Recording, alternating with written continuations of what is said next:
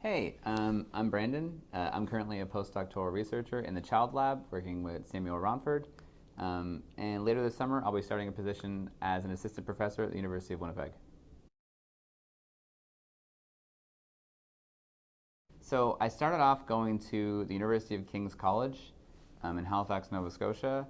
And then I dropped out after half a semester, and then I switched to trying to do sciences at Dalhousie, which is where I got into psychology. And I spent 2 years at Dalhousie, and then I went home to Corner Brook, Newfoundland, which is where I'm from, and finished the last 2 years of my degree at Grenfell campus in Corner Brook, which was actually really, really nice.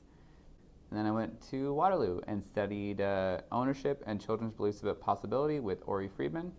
Got my PhD last year, and now I'm here. I decided to go into research because I found it fun. I finished my psychology degree without having done really any research. I'd never been in a lab, I'd never had any interest in being in a lab, but I liked learning about the research that had been done and I liked talking about it. So when I finished my undergrad and didn't know what to do next, I was like, well, maybe I'll go to grad school and try research and see what that's like. And it turns out I liked it a lot. And then by the end of grad school, I realized that I felt really good doing it and I felt like I was pretty good at it. So I decided to try to make a career of it. And so far, so good. So I started off studying children's understanding of ownership. I did a paper on that I was really happy with. And then I've studied children's future thinking. Um, so their beliefs about what they'll be like when they grow up. Spoiler, they're pretty bad at that. And I've studied children's beliefs about possibility, so their beliefs about what can and can't happen. And I've studied that a little bit in adults too. And I've also got a few other projects looking at temporal reasoning in children and adults. And recently in this lab, I've started looking at children's understanding and adults' understanding of what it means to believe something versus know something. So I feel like I'm just generally interested in children and adults' reasoning, and I guess broadly in conceptual development. But I ended up going into developmental psychology because I was really interested in working with Ori Friedman, and I thought studying ownership would be really cool. And I thought developmental psychology particularly would be really cool because I thought it was a really nice way to study cognition because it gives you insight into how people develop. So it lets you know like what abilities come online and the kinds of abilities you need to have to reason about different things. And I got a little glimpse of that in my undergrad, and I thought, well, maybe this is the kind of research I'll think is really cool. So I just decided to take a chance on it without having much experience in it, and it turns out that I love it. And yeah, I don't know. I kind of just lucked into it, I guess. I like research because I guess I have questions. So when I was in undergrad, when I was in grad school, I'd read papers where I'm like, well, this doesn't make any sense, or like, I don't like this, or I think this is a better explanation for this thing. And there's something really satisfying about coming up with an explanation for something and just finding out that it's a good one. And you get to do that if you do research sometimes. You also get to find out that your explanations are bad and that they're not right at all. The hardest part of doing academic research in the way that I've been doing it is that there's a lot of people telling you that your ideas need to be better, or your writing needs to be better, or your experiments need to be better, which is fine and good, and that's how science gets done, and that's how good work is done.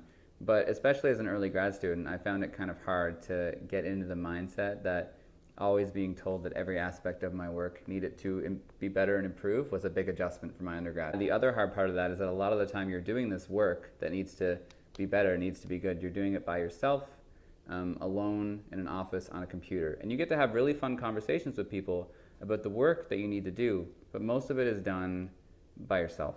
And I like how many meetings I have and how many conversations I end up having outside of that, so it ends up being worth it anyway. I guess I would have told my undergraduate self to get more engaged early on. Um, a really easy solution to that would have been to go to class. The main reason to go is to learn about something important to you and to figure out what's important to you. So by going to university for the first couple of years and just worrying whether or not I was putting in enough effort to get, I don't know, a decent grade, I didn't really get engaged with the material. And there was a lot of material that was probably worth engaging in that I kind of just passed over, didn't put the effort in. I wish I'd kind of figured out early on why I was there and what I cared about, and spent more time worrying about the things that I found interesting than the things that I would be good at or get good grades on. And it wasn't until grad school that grades kind of became less important, and I got to focus on, like, I care about this topic, I want to learn about this thing, I want to gain this skill.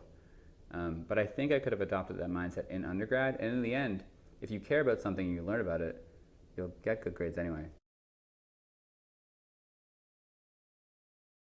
I finished grad school and I'm now finishing up this wonderful postdoc with lots of loose ends, lots and lots of things that need to be finished. And I'm really excited to see where they all go. But one of my long-term goals is to get those things done sooner rather than later, hopefully. I also have to move to a new province and settle in there and like really settle in there because I'm getting a real job for the first time in my life. Almost 30. I'll be starting a lab at the University of Winnipeg, and I'll be there soon. I don't know, I'm still working out the details of the move. I'm kind of just excited to see where it goes from there.